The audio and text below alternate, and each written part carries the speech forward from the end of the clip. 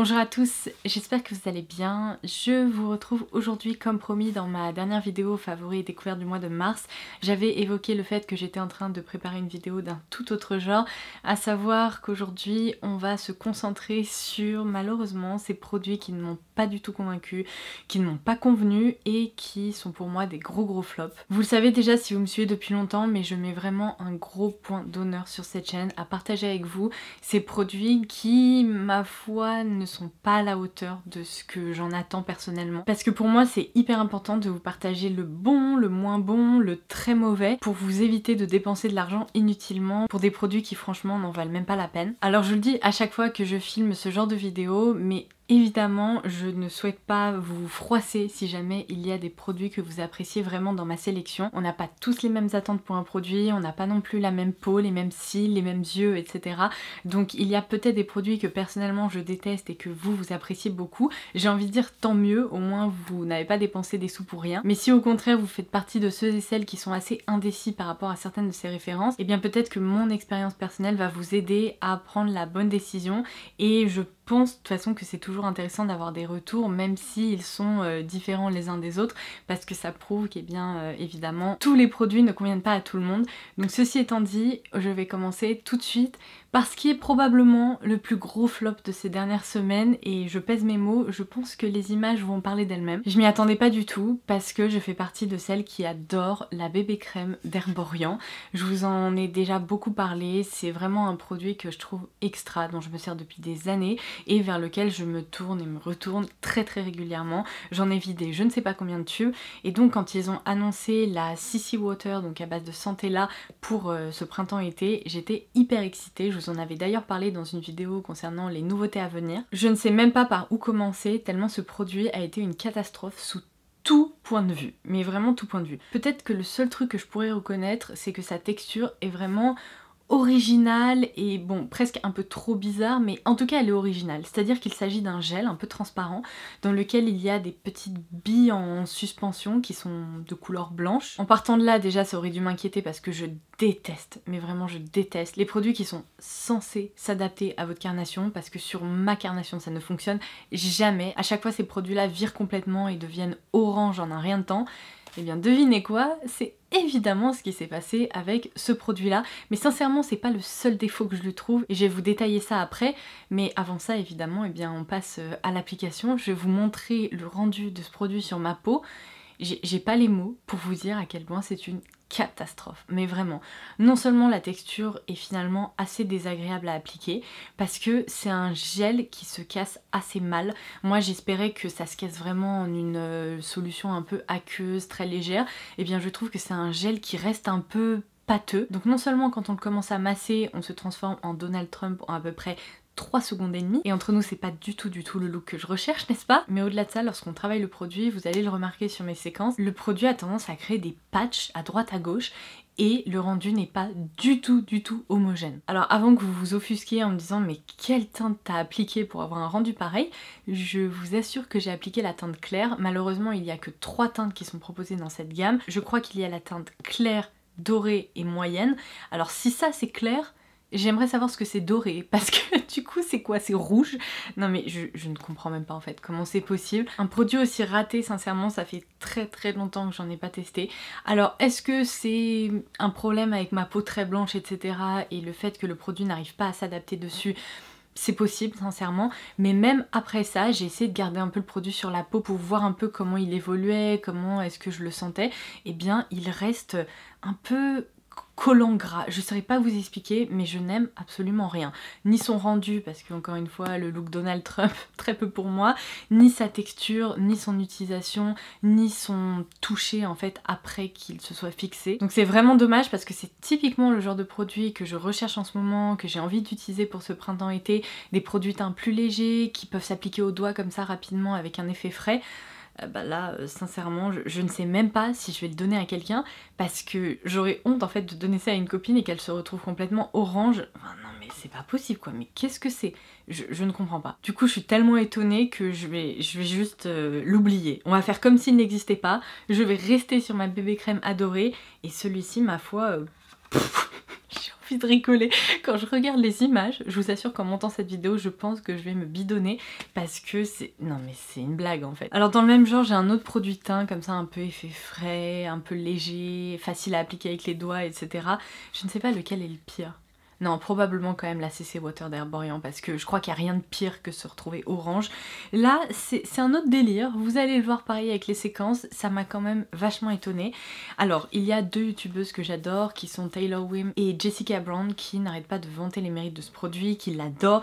Donc je me suis dit, allez, j'aime généralement plutôt leurs recommandations. Donc j'ai craqué, je l'ai commandé. Il s'agit de la Cica Clearing BB Cream de la marque Purito. Si vous vous souvenez un petit peu là dans mes dernières vidéos ces dernières semaines ou ces derniers mois, je vous ai parlé de la crème à la Santé-Latte chez Purito que j'adore, que j'ai d'ailleurs bientôt terminée. C'est ma crème hydratante du moment.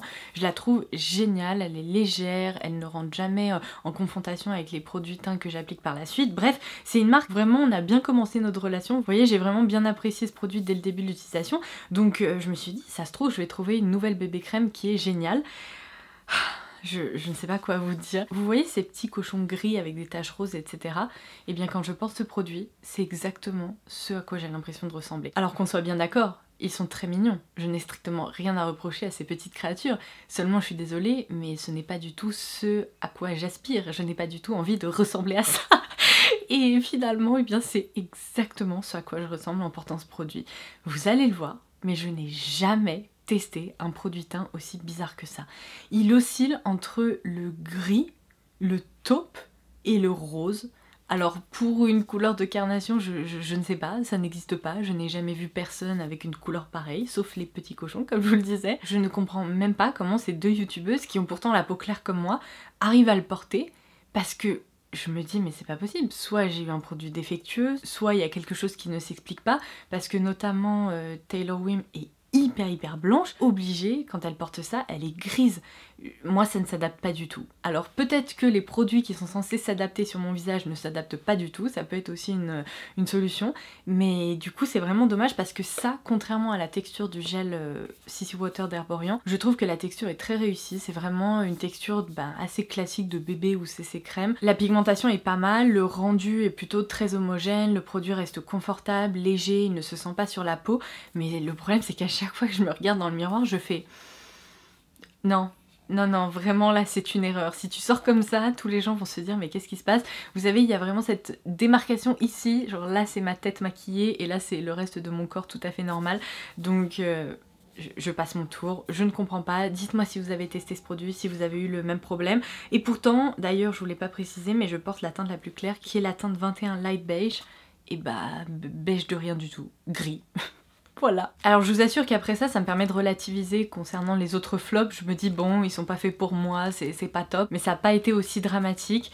Alors malheureusement, ces deux produits-là, je les attendais. Mais vraiment, avec impatience, je trépignais de pouvoir les tester. Et ça n'a pas du tout été une réussite. Je vous ai déjà parlé à peu près 1 milliard de fois du Gel Liquid Liner de la marque Majorica Majorca que je porte tout le temps en teinte noire. C'est pour moi le meilleur eyeliner liquide noir que vous pourrez trouver. J'aime absolument tout concernant ce produit, sa pointe feutre qui est très précise, facile à manier, le produit qui est très noir, qui tient très bien, bref. Il existe plusieurs teintes dans cette collection et en fait jusqu'à présent je crois qu'il y avait un marron, un noir, un violet. Je porte quasi que du noir donc les autres couleurs m'intéressaient pas trop, mais j'ai vu très récemment sur YesStyle qu'ils avaient lancé 3 nouvelles couleurs. Alors là je vous parle de ces deux couleurs en particulier parce que pour le coup la troisième c'est un brun avec des reflets un peu au burn rougeâtre, il est très réussi, il est très chouette, très pigmenté, bref c'est vraiment la qualité en fait de ces produits que j'attends. Seulement ces deux teintes là, non mais il y a eu un foirage quelque part, je ne comprends pas comment c'est possible. Donc il s'agit pour cette référence-ci de la teinte 77 et pour cette référence-ci de la teinte 74. Alors vous allez le voir, mais en fait ces eyeliners ne servent strictement à rien. C'est-à-dire que celui-ci, j'imagine qu'ils voulaient créer soit un liner beige, soit un liner doré. C'est ni l'un ni l'autre. C'est une couleur indéterminée, un peu effet aquarelle. Donc déjà le concept d'un eyeliner qui joue un peu sur la transparence, je ne comprends pas. Parce que lorsqu'on se maquille, vous voyez, typiquement avec des fards à paupières, etc. Eh bien, comment on fait pour faire ressortir le liner? Ou alors il faut le porter seul. Mais vu que la pigmentation est vraiment pas au rendez-vous, le rendu est simplement pas joli, donc ça ne va pas. Et cette teinte là, donc je m'attendais soit à un blanc un peu laiteux, un peu rose, soit à une couleur rose très très pastel, bref à la couleur du liner en tant que tel. Ça aurait été hyper sympa pour créer des effets de double liner, etc. Et bien là, encore une fois, est-ce que vous pouvez me dire où est-ce qu'il est le produit? Je n'arrive quasiment pas à le voir à l'œil nu, c'est un truc de fou. C'est un liner qui joue complètement sur une base transparente et qui n'apporte que des reflets légèrement roses, et encore faut les chercher. Je vais vous dire, avec un simple fard à paupières vous pourriez avoir un meilleur rendu, ou même un highlighter avec des reflets roses, vous auriez un meilleur rendu qu'avec ça. Ça joue sur la transparence, mais j'ai jamais vu ça. Donc même sur une paupière nue, je suis un peu en mode, il est où le produit? Je suis sûre que je pourrais l'appliquer comme ça, à main levée dans le noir, et finalement le résultat serait le même que en me concentrant devant un miroir. Donc bon, je les attendais avec impatience, je me suis dit ouais, des nouvelles couleurs printanières, etc.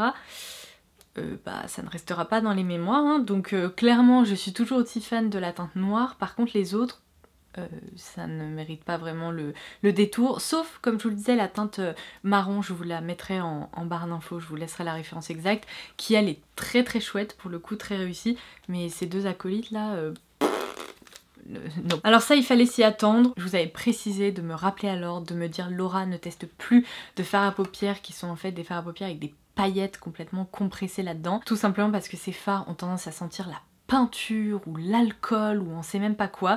Ils sont dangereux je trouve, parce qu'en fait les paillettes sont assez grosses, le gel qui les retient est très très fin, donc en fait il ne retient rien du tout, et ces paillettes là ont tendance à tomber en fait dans les yeux, ça peut être très très dangereux. Ne portez pas de produits comme ça. Si vous portez des paillettes, utilisez des produits dans lesquels en fait les paillettes tiennent très très bien et restent collés au niveau de votre peau, parce que vous ne voulez pas avoir des particules comme ça qui rentrent dans votre œil. Déjà le dernier produit que j'avais testé de ce genre là dans une dernière vidéo flop, je vous avais dit que franchement j'ai failli me faire très très mal, et du coup eh bien je me suis repenchée sur le cas d'une dernière référence, mais je vous assure que celle-ci c'est vraiment la dernière je crois qui est restée dans mes placards. C'est de la marque Unleasha et c'est un duo comme ça. Alors ce qui m'a un peu plus tentée par rapport au petit pot avec ces paillettes là complètement concentrées, c'est que il y a un fard à paupières puis ensuite cette espèce de top coat, et je me suis dit peut-être que cette formule là est un peu plus réussie, que les paillettes vont pas se détacher et tomber dans l'œil. Bah non, bah je vous confirme, hein, c'est exactement la même chose. Donc cette fois-ci j'ai pas été bête, j'ai juste testé un peu vers le coin externe, et quand j'ai vu que ça a commencé à faire des chutes, j'ai laissé tomber. C'est dommage parce que ce fard là est plutôt assez réussi, il est soyeux, c'est un marron moyen, tout ce qu'il y a de plus classique, mais ce fard là, eh bien vous allez le voir dans les zooms, mais c'est exactement ça. En fait c'est un concentré de paillettes qui sont sublimes, on dirait la galaxie. Il y a plein de tailles différentes, plein de reflets différents, du vert, du mauve, de l'argenté, du doré, enfin bref c'est le carnaval là-dedans. Mais à part si vous comptez vous en servir sur le corps ou sur le visage ailleurs que sur les yeux, c'est pas un produit qui mérite le détour. Autant les sud-coréens sont très très doués pour créer des fards à paupières lumineux, des fards nacrés, des fards métalliques, des fards à effet, etc. Autant pour créer des fards pailletés, il faut pas trop leur faire confiance malheureusement, parce que je crois qu'ils ont envie de nous faire perdre nos yeux quoi, enfin c'est dangereux en fait tout simplement. Donc ne craquez pas pour ce genre de référence, ça vaut pas le coup. Alors ensuite je vous ai très récemment présenté la Splendiste du printemps, qui est un coffret exclusif proposé sur Blissim, qui est absolument génial. À l'heure où je vous publierai cette vidéo, je ne sais même pas si le coffret est encore disponible, parce que vous avez été des centaines à vous jeter dessus. J'ai reçu tellement de messages m'indiquant que vous aviez craqué. En même temps il faut dire qu'il y a un coffret à 49 € qui contient 255 € de produits qui sont assez géniaux, bon bah ça vaut vraiment le coup, donc je comprends pourquoi vous avez craqué. Mais du coup dans l'édition précédente, qui était donc l'édition d'hiver que je vous avais présentée vers Noël ou quelque chose comme ça, il y avait ce mascara de la marque Serge Lutens qui est le mascara définition volume. Alors ce mascara coûte 50 €. 50 € un mascara, mais what? Quoi? Dans quel monde? Mais qu'est-ce qui se passe en fait? Ma conclusion très très simple par rapport à cette référence, c'est que ma foi, Serge Lutens c'est une marque de parfumerie de niche hyper pointue, il faut vraiment qu'ils s'en tiennent au parfum, parce que le maquillage c'est pas trop ça. Je pense qu'ils ont voulu créer un produit justement un peu pointu, différent, original, etc. Et quand les marques se lancent dans des créations comme ça, c'est souvent le mascara qui y passe. On se souvient encore de cette brosse ultra bizarre chez Urban Decay, parce que ma foi, il y a quand même beaucoup de choses qui ont été pensées, mais il y a toujours peut-être d'autres alternatives à explorer. Et là ils ont opté pour une brosse qui ressemble à un peigne comme ça, très très fin. Je n'aime pas ce mascara, tout simplement déjà parce que je trouve qu'il est beaucoup trop cher pour ce que c'est, et ensuite En tant que tel, oui, c'est un mascara, oui, il fait le job, mais il fait pas très bien le job. Il allonge pas de folie, il apporte pas un volume de folie. C'est plutôt bon, il vous maquille les cils et basta. Vous allez le voir à l'écran, franchement, le rendu est pas transcendant. En tout cas, le rendu n'est pas un rendu d'un mascara à 50 €, si vous voyez ce que je veux dire. Et du coup, je préfère vraiment m'en tenir à des mascaras, eh bien, ma foi, beaucoup plus accessibles, qui ont un rendu plus waouh. C'est juste un produit qui finalement n'est pas transcendant, qui coûte beaucoup trop cher pour ce que c'est. Et donc si un jour vous aviez envie de vous lancer et de tester des produits de maquillage Serge Lutens, je ne sais pas si c'est une très bonne idée. Gardez vos sous et achetez autre chose. Ça sera plus sage. Alors ensuite, dans ma dernière vidéo dans laquelle je vous parlais de top à tout petit prix puisqu'il y avait que des produits à moins de 15 €, je vous avais parlé d'un masque qui apporte beaucoup de brillance aux cheveux de la marque Aussi. D'ailleurs, je m'en suis encore resservie et j'adore le look que ça donne à mes cheveux. Mais en parallèle de ce masque là, j'avais également commandé ce produit qui est le spray démêlant qui permet de calmer les frisottis. Malheureusement c'est pas trop une réussite. Non seulement je trouve que ce produit ne démêle pas particulièrement en fait, enfin j'ai pas constaté d'amélioration quand je m'en sers ou quand je m'en sers pas. Autant avec le spray Heatwave de Revlon qui est mon démêlant préféré, il y a une très nette différence lorsque je m'en sers et lorsque je m'en sers pas. Il me manque en fait quand je m'en sers pas tout simplement. Celui-ci, c'était la même chose, hein. Avec ou sans, c'était carrément la même chose, et je ne trouve pas qu'il calme particulièrement les frisottis. Bon là en plus, vous voyez, je me suis bien coiffée, j'ai fait un brushing, j'ai fait des boucles et tout, mais je sais pas si vous pourrez le voir, mais je m'en suis servie et pourtant j'ai quand même des petits frisottis au-dessus de la tête. Alors rien de dramatique, on est d'accord, mais en attendant, c'est la même chose en fait quand je m'en sers pas. Donc c'est pour ça que j'ai envie de vous dire, ça vaut peut-être pas vraiment le coup de craquer pour ce produit parce qu'il y a d'autres produits coiffants etc qui sont plus réussis et qui ont un vrai effet en fait. Et alors ce dernier produit, si je relativise un peu, c'est peut-être le produit le moins décevant de cette vidéo, dans le sens où il fait le job. Je vais pas lui reprocher de ne pas faire le job parce qu'il est vraiment réussi de ce côté-là.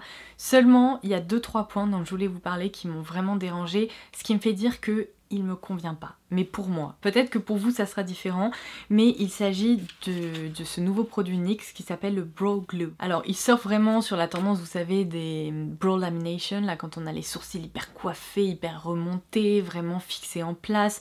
Il y a eu plein de produits dans cette catégorie là et il m'en reste encore à tester, mais celui-ci c'est vraiment un produit qui m'intéressait déjà parce que c'est un produit petit prix, il est vraiment dans un packaging ultra chouette, c'est un petit squeezie tube comme ça avec un tout petit mascara justement pour bien agripper les poils du sourcil. Alors il y a un truc où ils ont complètement raison, c'est que c'est définitivement une sorte de colle. C'est-à-dire que c'est un produit un peu gélifié, vous voyez, c'est assez difficile à décrire, mais lorsque vous l'appliquez dans vos sourcils, il faut faire hyper gaffe de pas trop en appliquer, parce que sinon très vite, vous allez avoir comme en fait des petits points de colle qui vont ressortir ici en haut des poils. On voit qu'il y a une texture un peu transparente, gélifiée, qui s'agglutine et qui commence à apparaître. Donc en fait ce produit je peux pas m'en servir seule, je suis obligée après de repasser avec un goupillon propre ou quelque chose comme ça pour nettoyer un peu et être sûre de pas avoir cet effet de texture un peu bizarre qui s'agglutine. Et sinon l'autre point qui me plaît un peu moins, c'est justement la texture en tant que telle de ce produit, sachant qu'il considère un peu que c'est de la colle. En fait le produit reste un peu gluant pendant un moment, on sent qu'il est présent. Donc il tient assez bien les sourcils, faut dire ce qui est, mais par contre il faut le laisser sécher pendant longtemps et une fois que le gel se pose un peu et qu'il se fixe, et ben vous voyez j'ai l'impression en fait qu'il reste un peu gras. C'est pas cartonné, mais en même temps on le sent et ça crée une petite épaisseur dans les sourcils. Alors si justement le fait de sentir qu'il y a quelque chose dans vos sourcils ça ne vous dérange pas, je pense que ce produit pourrait vous plaire en tant que tel. Après par contre si vous recherchez un effet zéro texture etc, ça sera peut-être pas le produit fait pour vous. Donc pour le moment, vous savez, je suis un peu mitigée. Il y a des jours je l'aime bien, il y a des jours je l'aime moins parce que cet effet un peu collant, gras, gluant, je suis pas hyper fan. Mais contrairement à beaucoup de produits de cette vidéo que je ne peux même pas porter en fait, enfin j'aurais l'air ridicule, genre typiquement ça, bah ce produit là je le porte là aujourd'hui dans mes sourcils, je m'en suis servie pour me maquiller, pour les fixer en fait avant de les remplir. Je sais pas, le rendu est joli, c'est pas vraiment problématique, mais quand je m'approche en fait, je vois qu'il y a quand même une petite agglutination là de matière ici en haut des sourcils. Donc j'ai l'impression qu'on peut trouver mieux quand même. Après, bon c'est un produit petit prix, donc Voilà, essayez de considérer tous les éléments que je viens de vous donner avant de faire votre choix et de potentiellement craquer sur ce produit. Moi sincèrement j'ai pas l'impression que d'ici 6 mois ou un an je m'en souviendrai vraiment. Et c'est dommage parce que c'est probablement un des lancements NYX qui m'intriguait le plus et pour lequel j'avais le plus hâte, mais j'aurais préféré une texture un peu plus légère, vous voyez. Et voilà, ma foi on en est arrivé à la fin de cette vidéo, j'espère vraiment qu'elle vous aura plu et qu'elle pourra vous être utile pour vous éviter des achats qui ne vous correspondront pas ou qui finalement vous décevront. Comme d'habitude, vous pouvez compter sur moi pour continuer mon investigation, tester encore plein de produits de nouveautés pour vous faire un retour dessus. Et du coup, on se retrouve très très vite pour de nouvelles vidéos. Merci beaucoup d'avoir regardé celle-ci et en attendant la prochaine, je vous embrasse très très fort. Bye bye!